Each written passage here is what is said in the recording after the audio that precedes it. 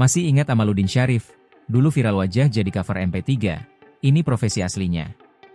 Nama Amaluddin Syarif kembali mencuat dan ramai diperbincangkan warganet di berbagai platform media sosial dalam beberapa waktu terakhir. Sosoknya membangkitkan nostalgia, khususnya bagi pengguna internet era awal 2000-an.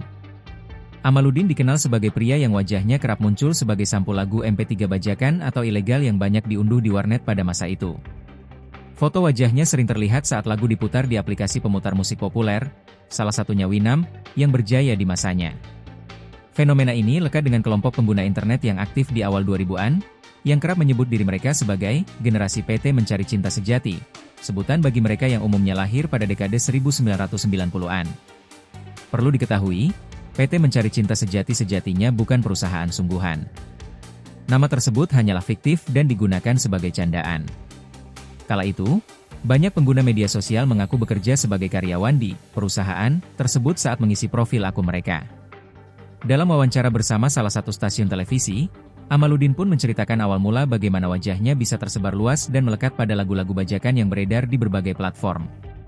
Ia mengungkapkan bahwa dirinya merupakan seorang pencinta musik dan gemar mengoleksi lagu-lagu sejak sekitar 20 tahun lalu. Koleksi tersebut ia simpan dalam bentuk file digital.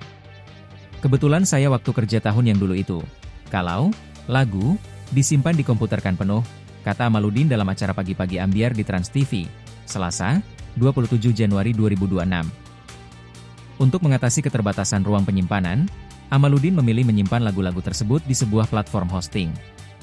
Tanpa disadari, foto wajahnya justru ikut terpasang sebagai sampul lagu. Hingga suatu hari, seorang temannya mempertanyakan alasan mengapa wajah Amaluddin muncul di cover lagu-lagu yang beredar luas di internet. Menurut Amaluddin, dia sebenarnya membuat cover wajahnya itu untuk kepentingan pribadi. Namun, ternyata lagu-lagu yang disimpan Amaluddin itu diambil oleh teman-temannya. Adapun cover itu menampilkan Amaluddin sedang bersuah foto. Dia tampak mengenakan seragam sembari tersenyum ke arah kamera. Cover tersebut kemudian viral pada era 2000-an. Bahkan, teman-teman Amaluddin meminta berfoto dengannya.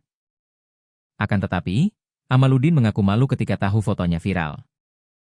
Sejak fotonya viral, Amaluddin menyebut tidak ada dampaknya bagi dia. Hanya saja dia kembali mengaku malu ketika diajak berfoto. Sejak fotonya viral tahun 2000-an hingga saat ini, Amaluddin mengaku bekerja sebagai agen di salah satu anak perusahaan PT Telkom. Dia sudah bekerja di sana selama hampir 30 tahun. Beberapa foto yang beredar memperlihatkan Amaluddin sempat berambut gondrong, jauh lebih panjang daripada rambut ketika dia menjadi cover lagu. Download Tribun X sekarang, menghadirkan lokal menjadi Indonesia.